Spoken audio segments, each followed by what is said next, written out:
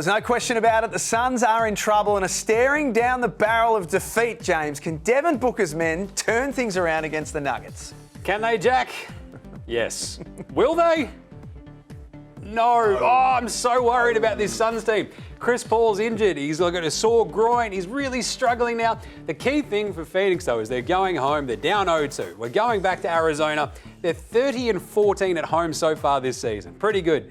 I am fascinated to see if we have this moment of like, perhaps we're a little bit better without Chris Paul. It's kind of like having the old grumpy boss.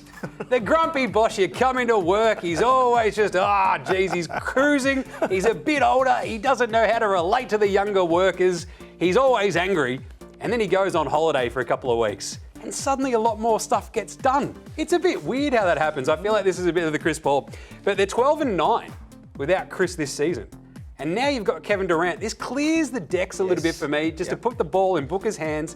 He and KD, a bit of a two-man game. Maybe you get Ayton a little bit more involved, because Ayton is getting his lunch eaten by Nikola Jokic at the moment. But the problem is the Suns, they're so thin. That bench is so thin. There's zero margin for error.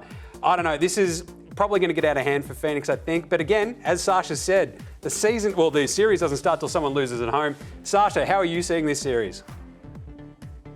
I think, everybody got overexcited, in my opinion, when KD got traded to the Phoenix Suns. And the reason being is it's too big of a name to be traded at the trade deadline.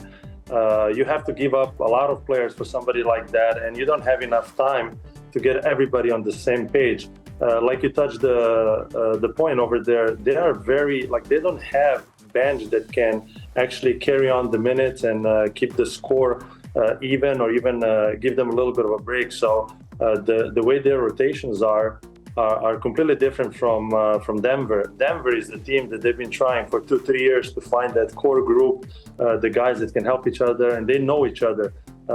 They lost in a bubble. They lost last year. They know how defeat feels like, just like Phoenix, but it's still that core united team that was there from the very beginning, and they're clicking. They're clicking on all cylinders, and I think Denver is that silent killer that you'll try to, in their mindset right now is probably we have to get one game.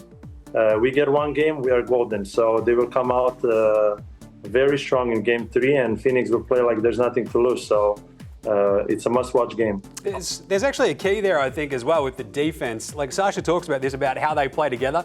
Bruce Brown and Aaron Gordon, the number that they are doing on Kevin Durant right now is absolutely incredible. I've never seen Kevin Durant, all 7'40" of the bloke, just out there with a jump shot getting blocked. That was incredible to me. This series is set up, Jack. I think it is too. The Nuggets are in the box seat, and there's plenty of work to do for the Suns.